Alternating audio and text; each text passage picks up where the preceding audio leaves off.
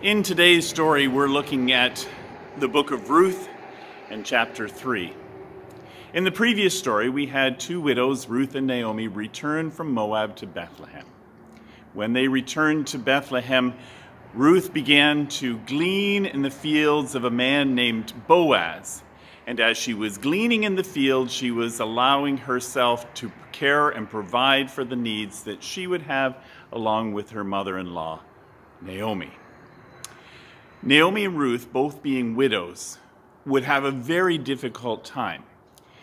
The society at this time, the way things were, it was a male-dominated society, and widows would then be forced either to depend upon their children or to depend upon their husbands. Being widows, neither of them had husbands. Naomi didn't have children. The only children she had was Ruth, and Ruth was in the same difficulty that Naomi was, being a widow. So in that difficulty, Ruth worked with perseverance, diligence, initiative, and she accomplished great things in providing for the needs that she and her mother-in-law would have over the coming year. Time passed, and Naomi recognized that eventually she would pass away, and she needed to take the initiative to care for Ruth following her passing, especially because Ruth, being from Moab, would be ostracized, set aside, even though she had converted to Judaism. She had been faithful in following after the God of her mother-in-law, Naomi. But there would still be that from away aspect where she's not part of the people there. So Naomi said to Ruth, "Should I not seek rest for you, that it may go well with you?" What she was really talking about is, I need to find you a husband. I need somebody who's going to watch over and care for you. Now, according to the Levitical law, there was a system to accomplish this. The system was known as a kinsman redeemer. Kinsman, a family member. Redeemer is a person who would buy back. So a kinsman redeemer would be a person within the family member, a family member within the line of Naomi, who would marry the widow of Naomi's son in order to have a child who would then inherit Naomi's estate. There was a kinsman redeemer, and Ruth got to know him very well. So Naomi pointed this out, that Boaz was a kinsman redeemer within the family. Boaz was a near relative of her late husband, Elimelech. So the instructions for Ruth from Naomi were as follows, and nowhere else are they found in the Bible, and they're extremely odd, especially from our society. So it was the threshing season, the season when all the harvest had come in, and they're going to separate the stalks, which are behind me, from the grain.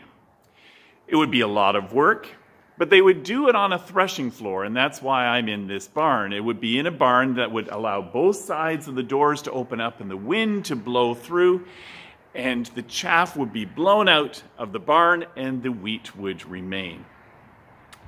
On this threshing floor, it would be separated from the house, and the men would work from sunup to sundown, and oftentimes they would go into the barn and they would continue working, and they would sleep in the barn at night. Naomi gave instructions to Ruth. Watch Boaz. Watch him while he works. And when he lies down at night, watch where he is lying down. Then, after everyone has gone to sleep, you are to go to him. You're to uncover his feet. So you're to remove the blankets from his feet and then lie down at his feet. I know. It's an odd custom. And I don't even know if it's a custom because I don't see it anywhere else in the Bible. Odd custom. Ruth follows through with Naomi's instructions. Midnight, Boaz wakes up and his feet are cold. The Bible doesn't say that, I add that. But he woke up anyhow at midnight and he looks at his feet and there is Ruth, sleeping or at least laying down on the threshing floor where he is. He wakes up and he finds Ruth at his feet and he says, he says, who are you? Why are you here? And she says, I am Ruth. You are my kinsman redeemer. She identifies herself and she knows the custom. And Boaz says, blessed are you for not seeking after some other young man to care for you. Boaz was a little bit older. Ruth, twice in chapter 2, we hear that she is a young woman. Difficult to be a widow. Boaz blesses her for not going after any of the young men. But Ruth considers Boaz to be worthy. They both understood the requirements of the law. One of the requirements of the law that the first closest relative had the rights to the estate that was belonging to Elimelech and his 2 sons.